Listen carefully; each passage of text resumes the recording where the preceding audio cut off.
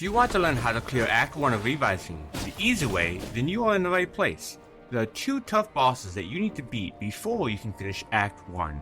Our first prey is the Bandit King, who lies in the fortress located here on the map in the woodlands. At this point, I am assuming you have defeated most of the other V-Bloods and have some decent equipment and spells. If not, you may have a harder time than most, especially if you haven't killed Clive to unlock the explosive box or unlock your bear form. Either is needed to even get to the Bandit King. When you're fighting your way to the king, I would recommend taking the chaos spells as you breach the base, as there will be a lot of defenders. Chaos spells having damage over time and AoE effects, which makes clearing large groups very easy for you. One thing you must never forget, my fellow vampires, is to watch the time, as the sun will wrap up the challenge quickly if you are not careful. Also, since the Bandit King sits at the top of the hill, there's almost virtually no cover from the sun, so fighting it in a day is not recommended.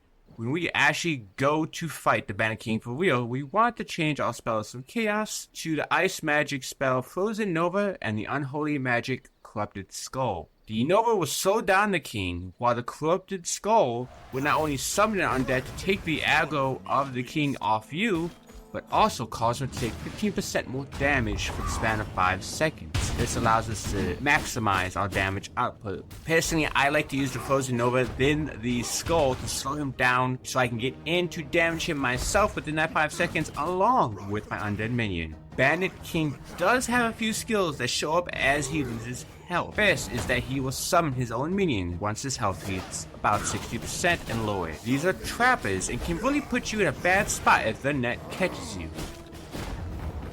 At 30% health, he will use his final ace up his sleeve, which is a chaos-filled shield rush. It can cause some hefty damage and slow you. If you can dodge his charge all 3 times, he will stun himself, allowing you plenty of time to weaken him and damage him at no risk to you.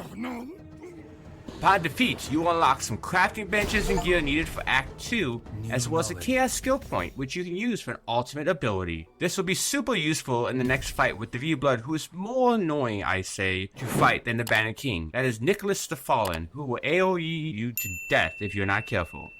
When you enter the Forgotten Cemetery, you're going to encounter some undead, nothing too hard. However, I would save this fight for the Blood Moon, as the Blood Moon will make this significantly easier, which is going to be one of your only advantages against Nicholas the Fallen.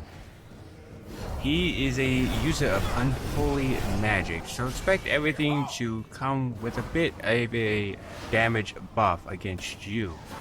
So that's why it's very important to dodge all of his spells as well as the oncoming undead he summons. Again, just throwing your chaos magic spells at him from a distance and trying to keep the undead horde thinned as possible is going to be your primary goal through the fight. So not too complicated, fortunately for us. Much like Quincy the Bandit King, when he reaches 60% health, he will unleash his new ability. This Corrupted Skull massive AoE damage, which shoots in a massive area all around him, destroying both trees and everything else in its path. Best to use anything you can to dodge, as they do take a hefty bit of damage on you. Due to his massive AoE and summoning of the undead, this is why I usually recommend for most players to fight Quincy the Bandit King first in order to unlock your ultimate, and then to go ahead and fight Nicholas the Fallen, since it just makes the fight overall easier, giving you more tools in your arsenal to take this undead bastard down for good.